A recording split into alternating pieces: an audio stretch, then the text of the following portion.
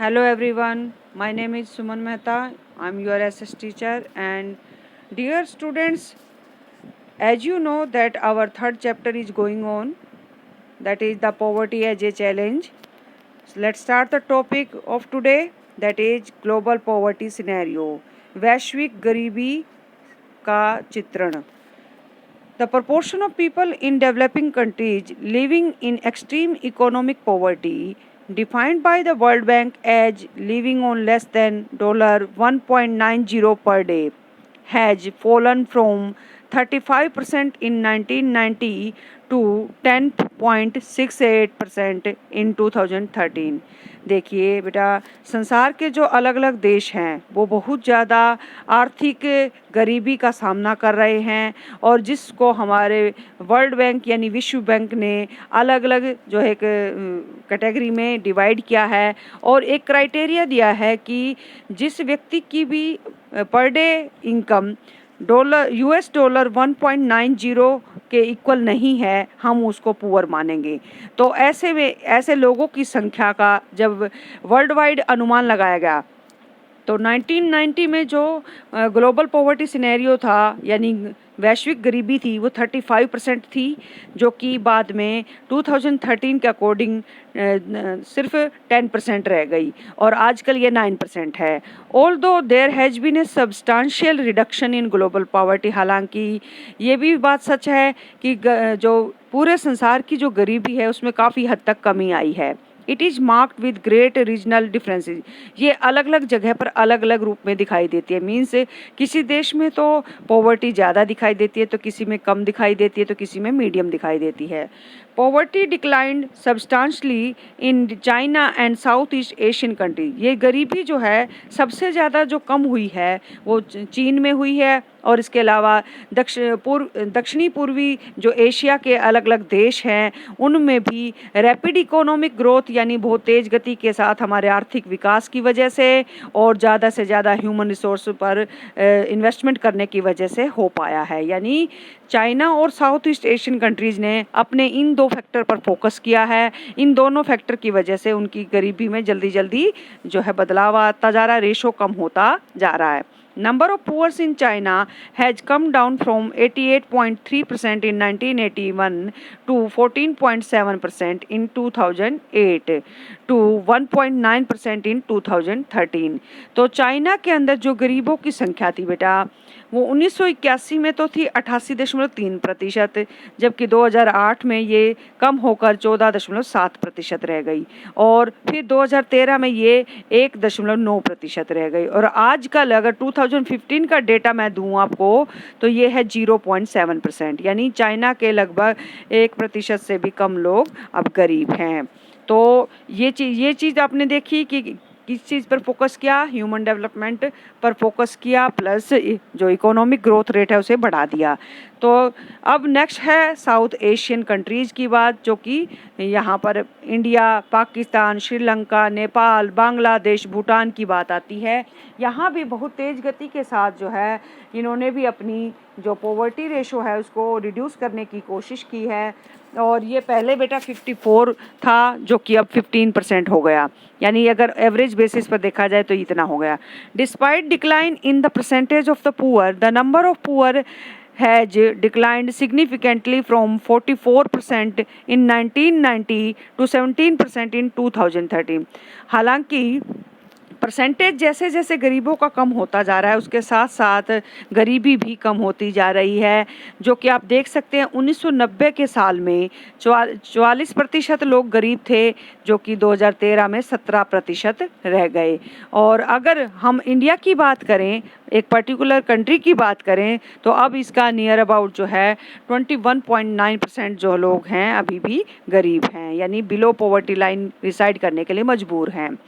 अब पॉवर्टी जो इंडिया की है ये बहुत ज़्यादा नेशनल एस्टीमेट को शो करती है. मीन्स ये अलग अलग राज्यों में इसका अलग अलग रेशो दिखाई देता है.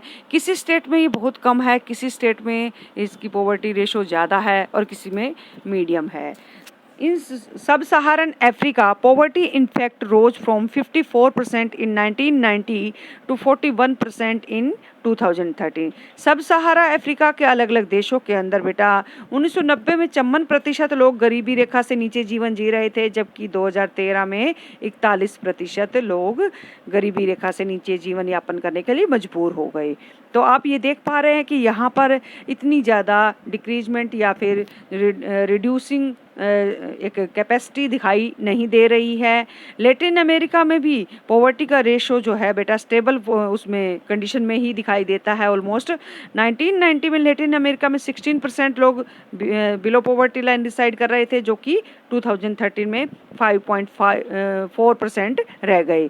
तो ये और सब सहारन अफ्रीका के कुछ देश और लैटिन अमेरिका के देश और इसके अलावा जो रशिया है, रशिया जिसका यूएसएसआर के बाद जो फॉर्मेशन हुआ है, वहाँ भी दोबारा से पॉवर्टी जो है रीसरफेस कर पा रही है, यानी दोबारा उभरती आ रही है। इससे पहले पॉवर्टी यहाँ पर ख़त्म कर दी गई थी। The proportion of people living under poverty in different countries as defined by the International Poverty Line means population below $1.90 a day। तो वर्ल्ड बैंक का और इंटरनेशनल एक क्राइटेरिया यही है कि जिस देश के व्यक्तियों की प्रति व्यक्ति आमदनी यानी पर कैपिटा इनकम $1.90 से भी कम है, उतना भी अगर वो पर डे के हिसाब से नहीं कमा पाते हैं तो उस देश को हम पुअर कहेंगे, या फिर वहाँ उस परसेंटेज ऑफ पॉपुलेशन को हम बिलो पॉवर्टी लाइन कंसीडर करेंगे। तो यहाँ आप देख सकते हैं sustainable development goals of the United Nations propose is ending poverty of all types of 2030। देखिए यूएन जो यूनाइटेड नेशंस है बेटा, इसका एक सस्टेनेबल डेवलपमेंट गोल्स इसने सेट किए हैं। उसके अनुसार 2030 तक सभी प्रकार की गरीबी को दूर किया जाएगा, यानी एक उद्देश्य, एक टारगेट सेट कर रखा है यूएन ने कि सभी टाइप की जो पॉवर्टी है उसको रिड्यूस कर दिया जाएगा, ख़त्म कर दिया जाएगा 2030 तक। ये एक 1 मार्क का वेरी इंपॉर्टेंट क्वेश्चन हो सकता है। नेक्स्ट बेटा लेटेस्ट डिस्कस है, जो कि ग्राफ 3.4 को मद्देनजर रखते हुए बनाया गया है। 3.4 को आप डीपली स्टडी कीजिएगा और उसके बेसिस पर इन क्वेश्चन को आइडेंटिफाई करने की कोशिश कीजिएगा। इस टेबल को भी आप जरूर देख लीजिएगा। नेक्स्ट पेज पर बेटा मैं आपको समझाने जा रही हूँ अब आपको कि what are the major reasons of the poverty, गरीबी के मुख्य कारण क्या हैं। आज की लाइव क्लास में मैंने आपको ये रीजन्स बता चुकी हूँ, हालांकि फिर भी मैं आपको यहाँ पर समझाने जा रही हूँ।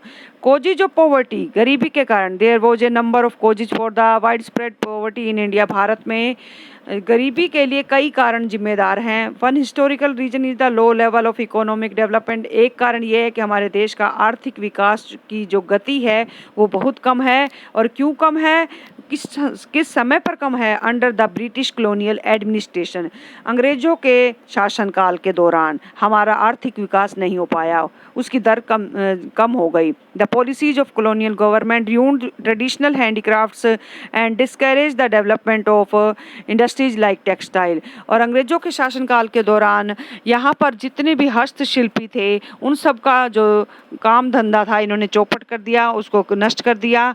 और इसके साथ साथ जितनी भी इंडस्ट्रीज थी टेक्सटाइल की उन्हें भी हतोत्साहित किया, यानी उन्हें आगे बढ़ने के मौके नहीं मिले और उनका कामकाज रुक गया। The low rate of growth persisted until the 1980s। ये 1980 तक इसी टाइप से बेटा हमारी जो इकोनॉमिक ग्रोथ रेट है वो लो रही, और जिसका परिणाम ये हुआ कि कम से कम नौकरी के अवसर उपलब्ध हो पाए और हमारी ग्रोथ रेट बहुत कम होने की वजह से हमारी इनकम भी कम रह गई। This was accompanied by high growth rate of population. और उसके साथ साथ एक और समस्या ने जन्म लिया, वो थी हमारे देश की जनसंख्या जो कि साल दर साल बढ़ती चली गई। The two capita income very low. और इसके साथ साथ बेटा यहाँ पर एक कंबाइंड एक फैक्टर और भी है कि यहाँ ग्रोथ रेट तो हमारी कम थी, साथ ही साथ उसके साथ साथ हमारे पर कैपिटा इनकम भी लो चली गई, क्योंकि हमारी पॉपुलेशन जो है बढ़ने लगी थी और हमारे पास सोर्सेज ऑफ जॉब नहीं थे। Failure at both the fronts, promotion of economic growth and the population control perpetuated the cycle of poverty। देखिए इकोनॉमिक ग्रोथ को जब तक हम बढ़ा नहीं लेते और पॉपुलेशन को कंट्रोल नहीं कर लेते तब तक पॉवर्टी के साइकिल को हम स्थायी रूप से ख़त्म नहीं कर सकते। तो ये था कि ये कैसे हम अपनी गरीबी को दूर कर सकते हैं। With the spread of irrigation, green revolution के दौरान बहुत ज़्यादा इरिगेशन की फैसिलिटीज़ किसानों को मिलने लगी, जॉब अपॉर्चुनिटीज़ लोगों के लिए क्रिएट होने लगी एग्रीकल्चर सेक्टर में, जिसका इफेक्ट जो है लिमिटेड एरियाज को मिला। यानी कि सभी राज्यों में ग्रीन रेवोल्यूशन को अडोप्ट नहीं किया गया था, लेकिन कुछ में ही किया गया था। पंजाब, हरियाणा, वेस्टर्न उत्तर प्रदेश के अंदर इन सब को किया गया। इंडस्ट्रीज भी जो है पब्लिक और प्राइवेट सेक्टर की जो इंडस्ट्रीज हैं वो कुछ लोगों को ही जॉब दे पा रही हैं, but these were not enough to absorb all the job seekers. ये सभी नौकरी चाहने वाले लोगों को काम के अवसर नहीं दे पा रही हैं। Unable to find proper jobs in cities, शहरों में जब लोगों को काम नहीं मिलता तो मजबूर होकर वो रिक्शा चलाते हैं, रिक्शा पुलर बन जाते हैं, वेंडर्स बन जाते हैं, रेडी वाले बन जाते हैं, कंस्ट्रक्शन वर्कर्स के रूप में काम करते हैं, डोमेस्टिक सर्वेंट के रूप में काम करते हैं विद इरेगुलर स्मॉल इनकम्स। उनकी छोटी जो थोड़ी बहुत इनकम होती है जो कभी कभार उन्हें मिल पाती है, इससे वो अपने एक्सपेंसिव हाउसिंग का जो खर्चा है उसको अफोर्ड नहीं कर पाते और वो स्लम्स में रहना के लिए मजबूर हो जाते हैं। ये स्लम्स कहाँ होती हैं? सिटीज़ के आउटस्कर्ट्स पर होती है, यानी शहरों के बाहरी गलियारे में होती हैं, यानी बाहरी छोर पर होती हैं। और प्रॉब्लम्स आती हैं पॉवर्टी की, और लार्ज स्केल पर रूरल जो फिनोमिना यहाँ पर दिखाई देता है अर्बन सेक्टर के अंदर, वो क्या है कि गांव के लोग जिन्हें एक अच्छे घर की तलाश होती है लेकिन पैसे नहीं होते और इसीलिए वो मजबूर हो जाते हैं स्लम्स में रहने के लिए, और वो शहर के बाहरी छोर पर झुग्गी झोपड़ियों में रहने लग जाते हैं। Another feature of high poverty rates has been the huge income inequality. दूसरा कारण ये भी है कि हमारे देश के अंदर सब लोगों की आमदनी के जो स्रोत हैं एक जैसे नहीं हैं, यानी किसी की ज़्यादा इनकम है, किसी की कम है, तो किसी की मीडियम है। तो अनइक्वल डिस्ट्रीब्यूशन ऑफ लैंड की वजह से ये कारण बना है। और अदर रिसोर्सेज, यानी जितने भी प्राकृतिक संसाधन है किसी के पास तो इतने ज़्यादा हैं कि वो खूब ऐशो आराम का जीवन जी रहा है, तो कई लोग ऐसे हैं जिनके लाइवलीहुड के सोर्स ना होने की वजह से वो जीवन यापन करना भी दूभर हो रहा है उनके लिए। डिस्पाइट मैनी पॉलिसीज, हालांकि सरकार ने बहुत सारी पॉलिसीज भी बनाई हैं, लेकिन इसके बावजूद भी हम मीनिंगफुल वे में इस प्रॉब्लम को सॉर्ट आउट नहीं कर पाए हैं, इसको सोल्व नहीं कर पाए हैं, क्योंकि ये जो पॉलिसीज होती हैं, ये जो रिफॉर्म्स होते हैं बेटा, ये आम जनता तक उस लेवल पर नहीं पहुंच पाते, यानी करप्शन का कहीं ना कहीं रोल रह जाता है। अच्छे से इसको इम्प्लीमेंट नहीं किया जाता प्रॉपरली और इफ़ेक्टिवली। जब तक हम इसको स्टेट गवर्नमेंट इसको इम्प्लीमेंट नहीं करती तब तक ये जो है इसका फ़ायदा लोगों तक नहीं पहुंच सकता।